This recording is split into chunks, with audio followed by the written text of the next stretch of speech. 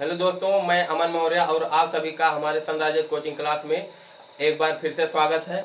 हम आपको height and distance की क्लास दे चुके थे जो कि हमारा पूरा हो चुका था और हमें आज क्या पढ़ना है, डाटा इंटरप्रिटेशन ये पढ़ना है, DI पढ़ना है। तो इसमें क्या होता है दोस्तों, इसमें जनसंख्या के रूप में क्रिकेट पर आधारित कुछ संख्या दे दी जाती है। उसमें से क्या होता है, पुरुष महिलाओं की संख्या पूछ ली जाती है या पुरुषों का और महिलाओं से अनुपात पूछ लिया जाता है या पुरुष महिला से कितना ज्यादा है कितना कम है, इस तरीके से पूछ लिया जाता है।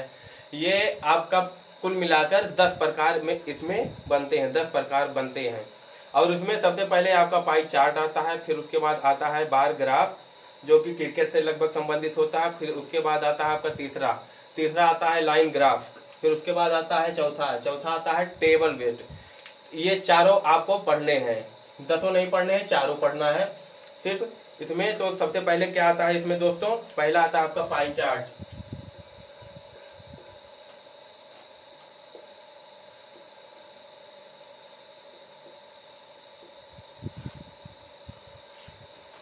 पाई चार्ट का मतलब क्या है, वृत्त के रूप में कुछ दे देगा। इसमें आपको क्या होगा, कुछ डाटा भर देता है, अंक के रूप में दे सकता है या जनसंख्या के परसेंटेज के रूप में दे सकता है, अंक के रूप में दे सकता है, किसी भी प्रकार से वो दे सकता है। फिर आपका दूसरा आता है बार ग्राफ।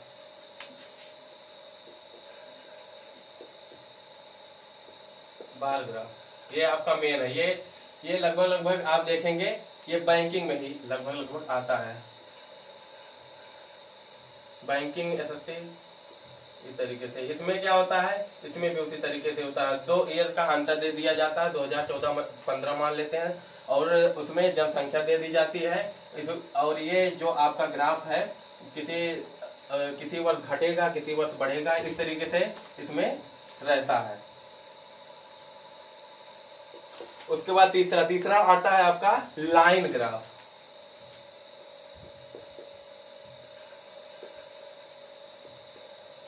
लाइन ग्राफ आपका क्या है दोस्तों, लाइन ग्राफ आपका होता है कुछ इस तरीके से।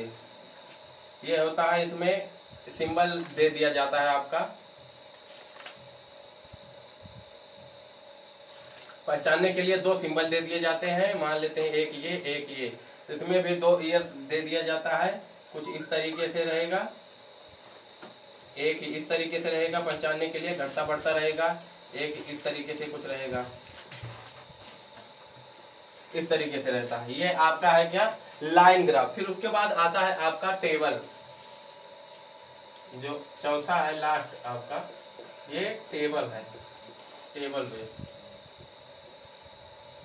टेबल पर आधारित। इसमें क्या होता है, इसमें होता ये है दोस्तों, इस तरीके से टेबल बना रहता है। यहाँ पे ABCD के रूप में कुछ दे दिया जाएगा या पुरुष महिला कर्मचारी इस तरीके से दे दिया जाता है। A हो गया, B हो गया, C हो गया, D हो गया, E हो गया। यहाँ पे टोटल जनसंख्या दे दी जाएगी और यहाँ पे कुछ डाटा भर दिया जाता है। उस हिसाब से यहाँ पे क्वेश्चन बनता है, कौन किससे कितना अधिक है, कौन कितना ज्यादा है, कितना % में ज्यादा है, या प्रतिशत के रूप में, या सही बटे के रूप में। इस तरीके से यहाँ से क्वेश्चन बनते हैं। आप लोग नोट कर लीजिएगा, हम क्वेश्चन करवाते हैं आपको।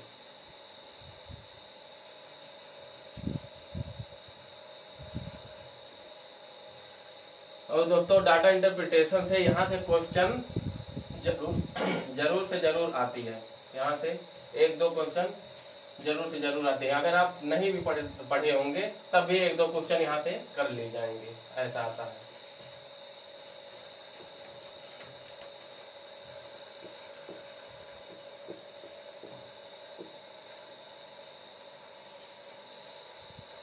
और मैं आपको एक चीज और बता दूं, इसमें होता है जो कॉमन चीजें होती हैं, अगर एक ही ग्राफ रहता है, कॉमन चीजें जो होंगी, एक्चुअल वैल्यू ना अगर नहीं पूछी जाएगी आपसे तो उसे कंसीडर नहीं करेंगे। तो कैसे नहीं करेंगे, हम यहाँ पे देखते हैं।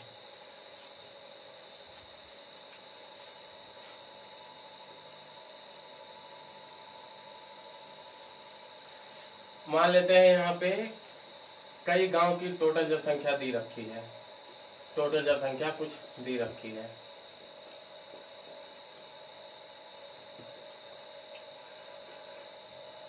इस तरीके से, ये ए हो गया, ये बी हो गया, ये सी हो गया, ये डी हो गया।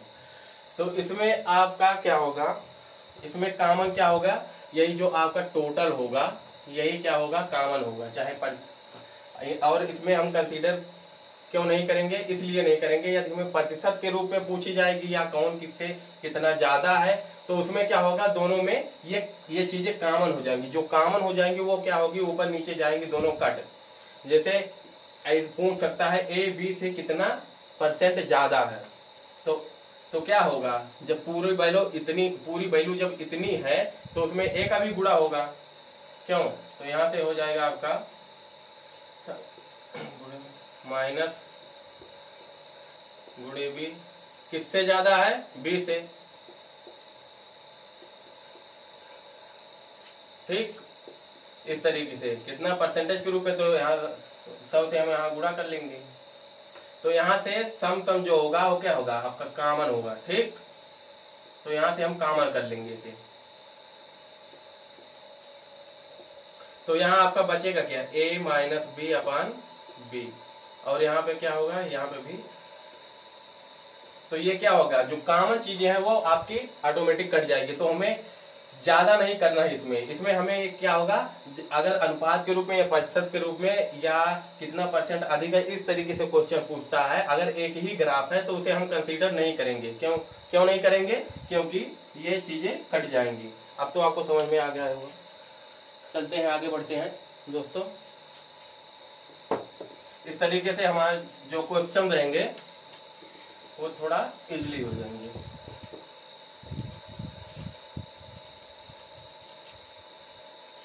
चलते हैं दोस्तों, क्वेश्चन की तरफ चलते हैं, देखते हैं।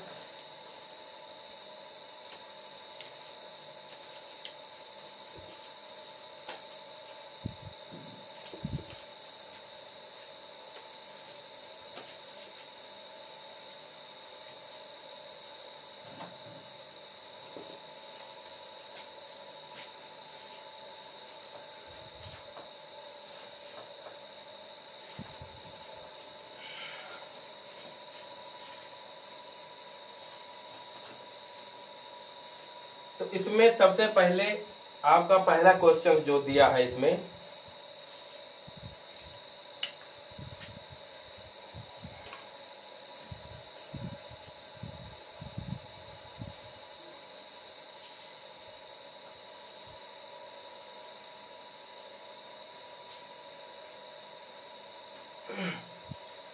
दिया है ये कोई पाई चार्ट है,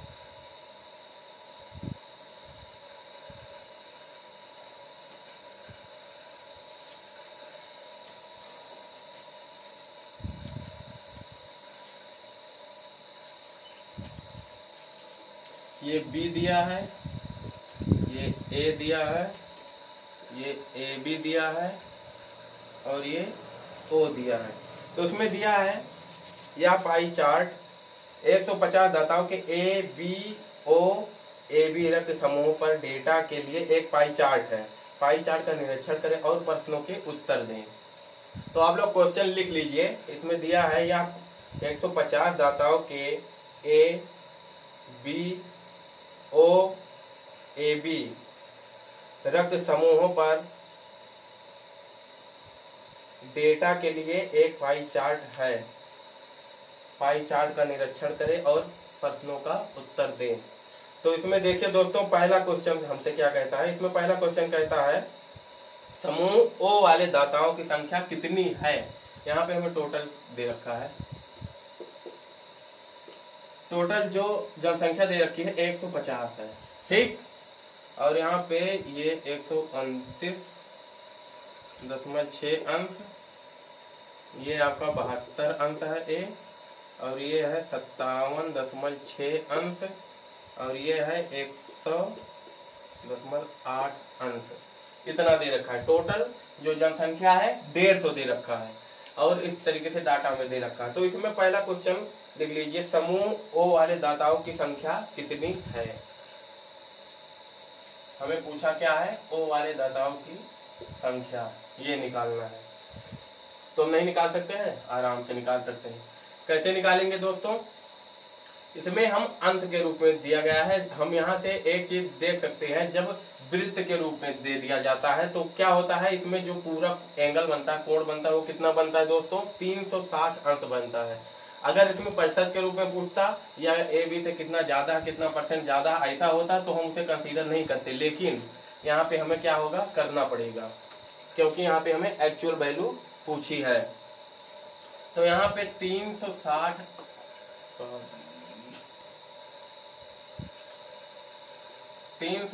अंश की वैल्यू जो है दे रखी पूरी 150 दे रखी है। हमें निकालना क्या है, ओ का मान निकालना है, कितना, 100.8 अंश का मान निकालना है। तो यहाँ से क्या होगा, एक का मान जब हम निकालेंगे तो यहाँ से एक का मान जो आएगा आपका 15/36, यहाँ से 1 0 0 कैंसिल हो जाएगा। फिर यहाँ से 3 5 15, 3 1 3 3 2 6, 5/12, एक अंश की वैल्यू यहाँ से 5/12 आ गई दोस्तों। जब एक अंश की वैल्यू 5/12 आ गई है तो 100.8 अंश की वैल्यू नहीं निकाल सकते हैं, निकाल सकते हैं। कैसे, यहाँ देखते हैं क्या होगा, एक्चुअल वैल्यू से उसी में गुणा कर देंगे, ठीक। 12 8 96, 4 बज गया, 12 चौके 48, ये हो गया आपका। तो यहाँ से क्या हो जाएगा दोस्तों, ये इसका गुणा हो जाएगा, 5 चौक 20, 7 2, 5 8 40, 2 42, यही हो जाएगा आपका आंसर। इसमें ऑप्शन में दे रखा है, आप लोग लिख लीजिए option A B C D, 50 42 30 34, ये आपका ऑप्शन है। तो इसमें क्या होगा, ऑप्शन ए। और यहाँ पे एक्चुअल वैल्यू, इसमें पाई चार्ट के रूप में कोई भी क्वेश्चन आए तो हमें क्या करना है, एक्चुअल वैल्यू जो हो पहले उसे एक निकाल लेते हैं, क्योंकि एक्चुअल वैल्यू से हमें कई क्वेश्चन ऐसे देखने को मिलते हैं जो लगाने को आगे आएगा। तो हम क्या करेंगे, इसे कंसीडर करेंगे, थोड़ा अपने दिमाग में ध्यान में रख लेंगे। ये वैल्यू एक अंश की अगर प्रतिशत के रूप में पूछता तो यहाँ 360 अंश बराबर 100 के हो जाता। तो यहाँ से जब 360 अंश बराबर 100 के हो जाता प्रतिशत के रूप में, तो यहाँ अगर परसेंटेज के रूप में पूछता कि बी कितना परसेंटेज है, तो फिर उसी हिसाब से एक अंश का मान जब निकाल लेते, फिर इसका भी उससे गुणा कर देते, बस आ जाता आपका। चलते हैं अगले क्वेश्चन की तरफ।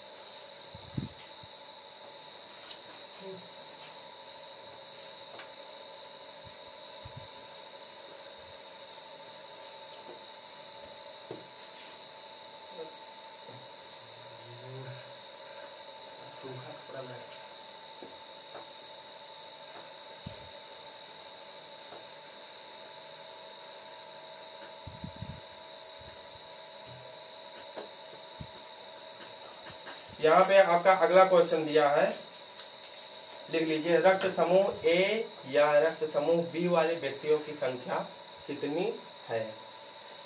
तो यहाँ पे क्या पूछा है, रक्त समूह ए या करके हमें पूछा है रक्त समूह बी वाले व्यक्तियों की संख्या पूरी कितनी है। तो यहाँ पे क्या हमें पूछा है, एक्चुअल वैल्यू ही पूछी है। जब एक्चुअल वैल्यू पूछी जाती है तो उसमें क्या होता है दोस्तों, इसमें होता है हमें, तो हम क्या करते हैं, इसमें जो आंसर दिया रहता है, ऑप्शन दिया रहता है, तो हम उस तरीके से करते हैं कि मतलब ऑप्शन कौन सा मिल रहा है।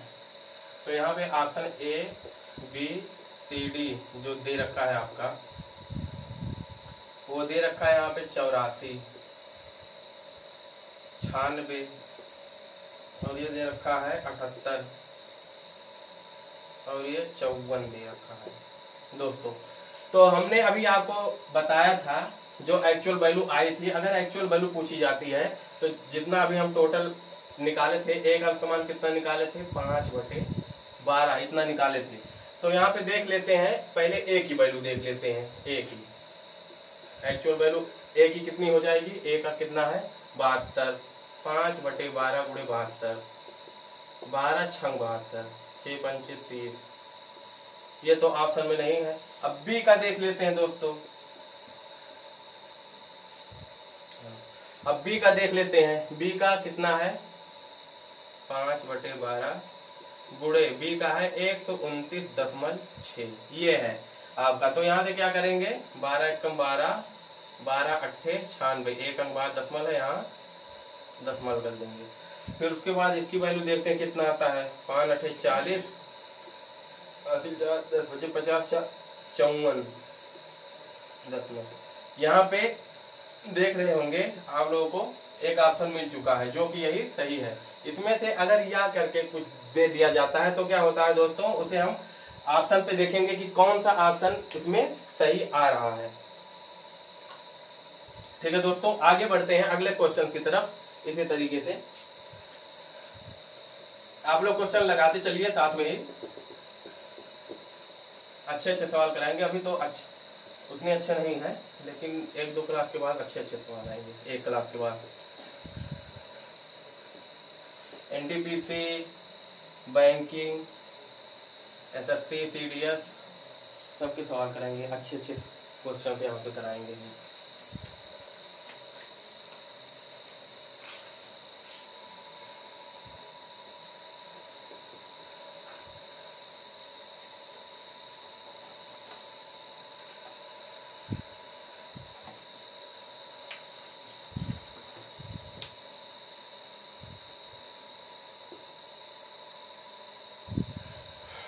यहाँ पे हमारा अगला क्वेश्चन दिया है, रक्त समूह AB वाले दाता का प्रतिशत कितना है। अब तक हमें क्या पूछता था, उसकी एक्चुअल वैल्यू पूछती थी, लेकिन अब की बार हमें क्या पूछा है, परसेंटेज पूछा है। परसेंटेज पूछा है तो इसमें परसेंटेज कैसे निकालेंगे दोस्तों। तो हमने अभी आपको क्या बताया था, जब हमने बताया था कि अभी आपको अगर परसेंटेज के रूप में वैल्यू पूछी जाएगी तो क्या होगा, ये पूरा तो 360 अंक का होगा। तो 360 अंक की जो पूरी वैल्यू होगी वो आपकी कितनी होगी, 100% के बराबर, क्योंकि हम जानते हैं परसेंटेज के रूप में जो कुछ भी होता है वो 100 के इक्वल होता है। तो यहाँ से हम देखेंगे 360 अंक जो होगा आपका 100% के इक्वल होगा। तो यहाँ से एक जीरो कैंसिल, यहाँ से एक का मान हम पहले निकालेंगे 10/36 या 2 पंचे 10, 2 एकम 2, 2 अठे 16। तो ये आपका आ गया, एक की वैल्यू जो आपकी आ गई है 5/18, ये आपकी एक की वैल्यू आ गई। ये इतना प्रतिशत है दोस्तों, परसेंटेज के रूप में पूछा है, ये आपका अंश के रूप में है दोस्तों। तो यहाँ से हमें क्या पूछा है, किसका मान पूछा है, रक्त समूह AB वाले दाता का प्रतिशत कितना है। तो AB वाले दाता का प्रतिशत जब पूछा है, एक अंक का निकल चुका है, तो इतना का निकालना नहीं निकाल सकते हैं, निकाल सकते हैं। तो क्या करेंगे, 5/18 से उसी में गुणा करेंगे जैसे करते थे।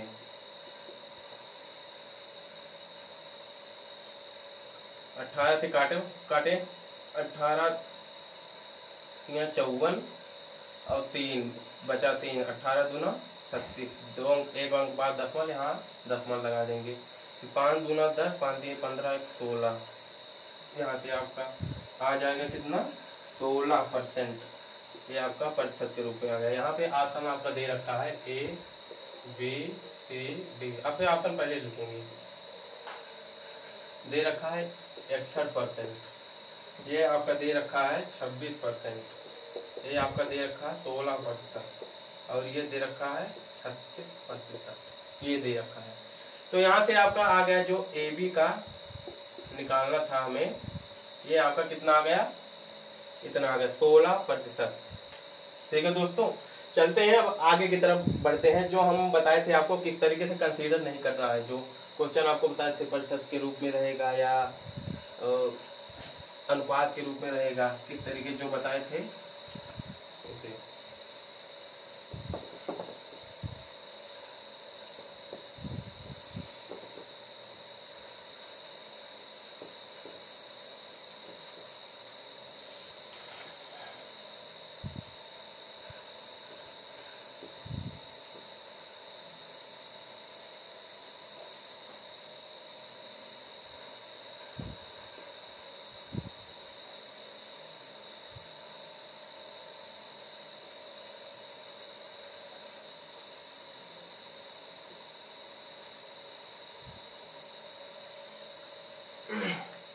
अगला क्वेश्चन लिखिए। यहाँ पे दिया है अगला क्वेश्चन जो हमारा चौथा है, दाताओं के समूह ओ बी, क्या क्या दिया है लिखते चलते हैं। दाताओं के समूह ओ बी और ए बी। आप लोग क्वेश्चन लिख लीजिए। दाताओं के समूह ओ बी और ओ ए बी के औसत समूह के दाताओं के रक्त समूह ए के दाता का अनुपात। मतलब इसमें क्या दिया गया है, ओ बी और ए बी के औसत समूह का रक्त ए के औसत समूह से अनुपात। ए बी और ए बी, ओ बी और ए बी के औसत समूह से जो ए का है उसका अनुपात पूछा गया है। इन दोनों के औसत का अनुपात पूछा गया है। तो चलते हैं देखते हैं यहाँ पे किस तरीके से ये होगा। तो औसत के रूप में इसमें पूछा गया है, मतलब अनुपात के रूप में पूछा गया है। तो इसमें क्या होगा, जो टोटल वैल्यू हमने आपको बताई थी कि एक अंश का मान जो होगा 5/12, तो यही आपको कंसीडर नहीं करना है बस इसमें। क्योंकि क्यों नहीं करना है, क्योंकि ये अनुपात के रूप में पूछा। तो हम इसे डायरेक्ट भी कर सकते हैं। कैसे कर सकते हैं, चलते हैं देखते हैं। औसत पूछा है तीनों का, तो ओ का यहाँ पे कितना दे रखा है 108, 100.8 यहाँ पे प्लस, फिर उसके बाद बी का कितना दे रखा है 129.6, और यहाँ पे सी का ए बी का कितना दे रखा है 57.6, ये दे रखा है।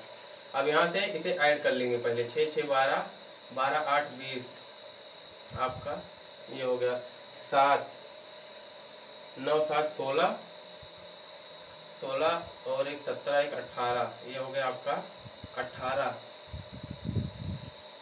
ये 8 हो गया। हासिल 1 बचा है। 5 2 7, 7 1 8, ये आपका 8 हो गया। और यहाँ से ये खत्म हो चुका है, ये 1 है और ये 1 है। 1 1 2, 288, ये आपका आ जाएगा। औसत पूछा है तो क्या करेंगे, औसत हम जानते हैं निकालना, तो 3 से कर देंगे भाग। ठीक दोस्तों, तो 3 9 27, काट देंगे तो 3 6 18, तो इसका जो औसत आ गया आपका 96 आ गया। कितना आ गया दोस्तों 96। अब यहाँ से इन तीनों का औसत जो आपका 96 आया है, तो और यहाँ पे हमें किसके साथ अनुपात करना है, ए के साथ। ए का मान कितना है 72 है। तो यहाँ पे हम अनुपात कर देते हैं, लिख देते हैं 96/72 बराबर 4 से काटो पहले, 4 1 4, 4 8 32, 4 गुना 8, 4 चौके 16, 2 से काट देंगे 2 9 18, 12 गुना 24, और 3 से कट जाएगा, ये आपका हो जाएगा 3 3 9, 3 चौके 12। तो जो ये आपका अनुपात के रूप में आया कितना आया 4/3, यही आपका आंसर होगा 4/3, यही होगा आपका आंसर। इसमें ये हमें कंसीडर नहीं करना। हमने आपको अभी बताया था कि अगर प्रतिशत के रूप में, अनुपात के रूप में कुछ भी आपसे पूछता है तो हमें क्या करना है, कंसीडर नहीं करना। तो यहाँ पे ऑप्शन जो दे रखा है लिख लेते हैं, A B C D. Option आपके दे रखे हैं 4/3,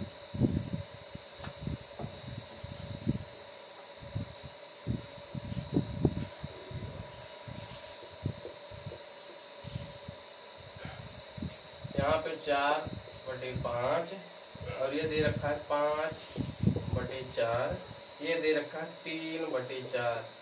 तो आपका आंसर कौन सा सही है 4/3, मतलब ऑप्शन ए, ये आपका सही है। दोस्तों इस तरीके से ये आपका पहला क्वेश्चन जो था, इस तरीके से ये खत्म होता है। हम चलते हैं अगले क्वेश्चन की तरफ, दूसरे क्वेश्चन की तरफ।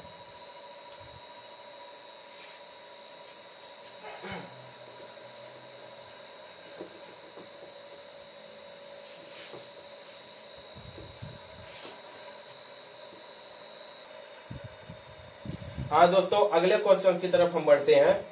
इसमें क्या दिया गया है, आपका ये बार ग्राफ है। आप लोग इसे क्या करेंगे, बना लेंगे। बना लीजिए पहले आप लोग। यहाँ पे हम लिख देते हैं पहले इसमें क्या क्या दिया गया है, कोडिंग कर देते हैं। ये 70 है पूरा, ये आपका 80 है, और ये है आपका पूरा 100। ठीक, और ये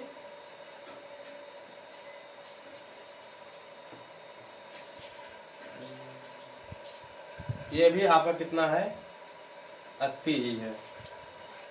70, 80, 100, 80 और ये आपका 90। ये आपका कितना है, ये 90 है। ठीक है दोस्तों, और ये आपका कितना है, इन दोनों के बीच में है, तो 70 और 80 के बीच में 10 का गैप है, तो ये आपका कितना है, 70 और 80, ये है आपका 75। ठीक, ये 75 है और ये आपका पूरा 70 है।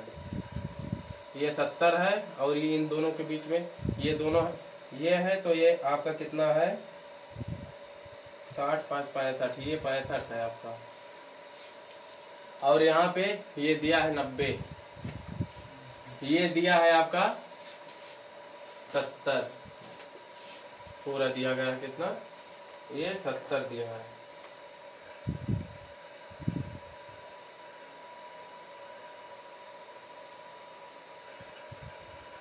ये थोड़ा छोटा हो गया है, ये वाला थोड़ा बड़ा हो गया है, छोटा हो गया, लेकिन ये 70 है, ये 90 है और ये है आपका 60 और 70। हाँ, ये आपका 65 है, ये थोड़ा हमने बड़ा कर दिया, लेकिन कोई घबराइएगा मत, इसमें इस तरीके से डाटा दिया गया है। तो इसमें क्या है दोस्तों, हमें दिया गया है यहाँ पे क्वेश्चन में, बार आरेख का अध्ययन करें और निम्नलिखित प्रश्नों का उत्तर दें। तो इसमें सबसे पहले पहला क्वेश्चन क्या दिया गया है, इसमें दिया गया है, लिखना ही भूल गए, ये आपका इंग्लिश है, इंग्लिश दिया गया है और ये दोनों आपका मैथ है। इसमें दो ईयर के दोनों के लिए दिया गया है, ये आपका इंग्लिश, ये आपका मैथ हो गया और ये दोनों आपका हो गया फिजिक्स, ये आपके फिजिक्स हो गई, और ये हो गया आपका केमिस्ट्री, ये केमिस्ट्री हो गया। इसके बाद ये आपका बायो हो गया, बायोलॉजी। ठीक दोस्तों, इस तरीके से दो का कॉम्बिनेशन दिया गया है। यहाँ पे समझने के लिए हमें मार्क दे दिया गया है, ये जो फर्स्ट को इंडिकेट करेगा ये वाला लाइनिंग वाला, और ये सेकंड वाला जो है ये दूसरे वाले को इंडिकेट करेगा। तो यहाँ पे दिया गया है, दोनों शब्दों के लिए भौतिकी में प्राप्त औसत अंक है। ये काफी अच्छे क्वेश्चन है, ये बहुत इजीली आपके हो जाएंगे, ये बहुत सरल है। दो शब्दों के लिए भौतिकी में प्राप्त औसत अंक है, ये आपका क्वेश्चन बोला है। और यहाँ पे ऑप्शन दिया है, पहला 80.5, दूसरा दिया है 82.5 और यहाँ पे तीसरा ऑप्शन आपको दिया है 72.5 और यहाँ पे चौथा ऑप्शन जो दिया है 83.5। इसमें क्या पूछा है, दो शब्दों के लिए भौतिकी मतलब फिजिक्स, ये दोनों के लिए क्या पूछा है, औसत पूछा है, इन दोनों का औसत कितना होगा। तो इसमें पहले में कितना है, 90 है, यहाँ से निकाल लिया औसत। हम जानते हैं औसत क्या होता है, कुल पदों का योग बटे कुल पदों की संख्या। और ये कितना है, 75 बटे 2, ये आपका 5 हो गया ना, 7 16, ये हो गया बटे 2, 2 8 16, 2 दूना 4, 2 पंचे 10, 82.5 है कहीं, हाँ है, ये आपका आंसर सही होगा। अब अगले क्वेश्चन की तरफ बढ़ते हैं, देखते हैं हमसे दूसरा क्वेश्चन इसमें क्या कहता है।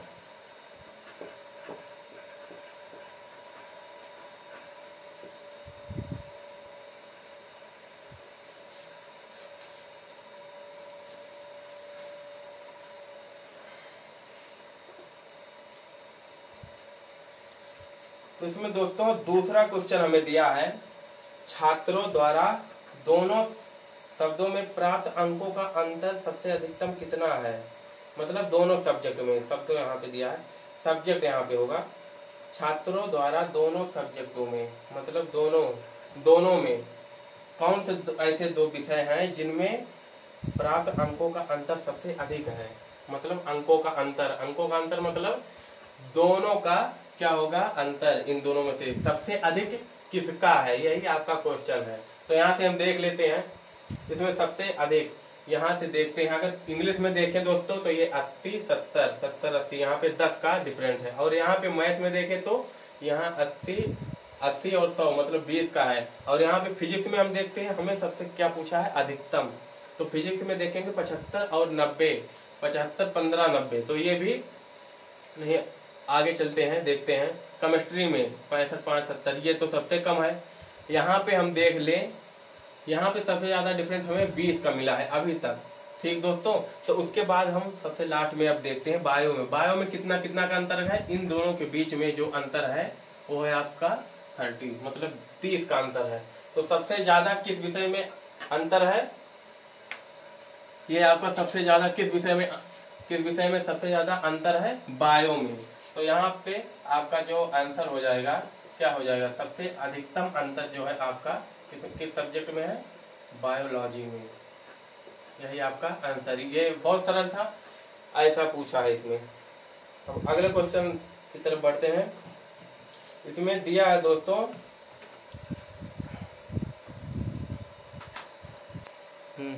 तो दोस्तों सबसे ज्यादा अंतर हमें कहाँ मिला,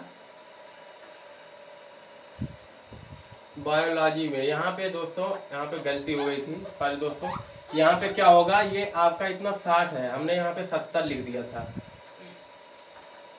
क्या होगा, यहाँ पे 60 होगा। यहाँ पे इंडिकेट हमने गलती से यहाँ पे गलती कर दी थी यहाँ। तो यहाँ पे सबसे ज्यादा अधिकतम अंतर जो पूछा है आपका कितना होगा, 60 होगा दोस्तों। तो चलते हैं अगले क्वेश्चन की तरफ हम बढ़ते हैं। इसमें अगला क्वेश्चन क्या दिया गया है, इसमें अगला क्वेश्चन दिया गया है दोनों सब्जेक्ट के लिए रसायन विज्ञान में प्राप्त अंकों का प्रतिशत कितना है।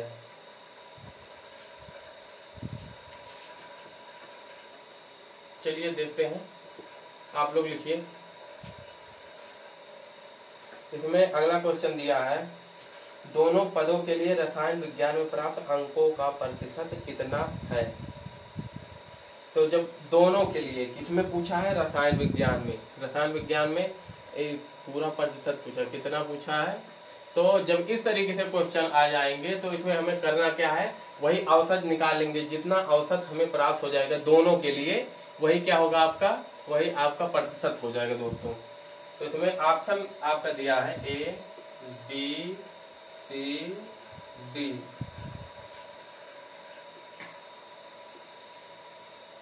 यहाँ पे ऑप्शन के रूप में दिया है 76.5, ये दिया है 56.7, 67.5, 75.6, ये आपका ऑप्शन दिया है। तो केमिस्ट्री कितना है, 70 है, और एक क्या है 65। ये आपका 70 हो गया, ये प्लस 65। इसमें हमें ज्यादा दिमाग नहीं लगाना, कुछ करना नहीं है, केवल क्या करना है, उसका औसत निकालना है। तो यहाँ पे 5 हो जाएगा, 7, 7, 13। तो यहाँ पे आपका हो जाएगा 2, 6, 12, 2, 7, 14, 67.5। यही आपका क्या होगा, प्रतिशत हो जाएगा। प्रतिशत मतलब दोनों सब्जेक्ट के लिए क्या होगा आपका, यही आपका परसेंटेज होगा। इस तरीके से इसमें और भी क्वेश्चन बन सकते हैं दोस्तों। इसमें क्या होगा, इंग्लिश ऐसा भी क्वेश्चन बन सकता है, इंग्लिश और मैथ के दोनों का क्या होगा, डिफरेंस पूछ सकता है इस तरीके से। या तीन सब्जेक्ट का औसत देकर यहाँ से 2 सब्जेक्ट का औसत का उसमें अंतर पूछ सकता है। इस तरीके से इसमें क्वेश्चन बनते हैं। तो ठीक है दोस्तों, आप लोग इस तरीके से इसे हल कीजिएगा। हमने जो बताया है नियम, उस नियम के हिसाब से आप लोग हल कीजिएगा। और दोस्तों आपको बहुत इजीली हम कराएंगे, इससे अच्छे क्वेश्चन हम कराएंगे आप सभी को। तो ठीक है दोस्तों, हम चलते हैं। अब आपको हम कल बताएंगे इसके आगे। जिस तरीके से हमने बताया, जो कॉमन चीजें रहेंगी, अगर एक ही रहेगा, एक ही फिगर रहेगा, जो कॉमन चीजें रहेंगी उसे हम कंसीडर नहीं करेंगे। तो अच्छे जो क्वेश्चन है कल हम कराएंगे। ये सब आपके NTPC ग्रुप के लिए बहुत ही अच्छा है। ठीक है दोस्तों, चलते हैं।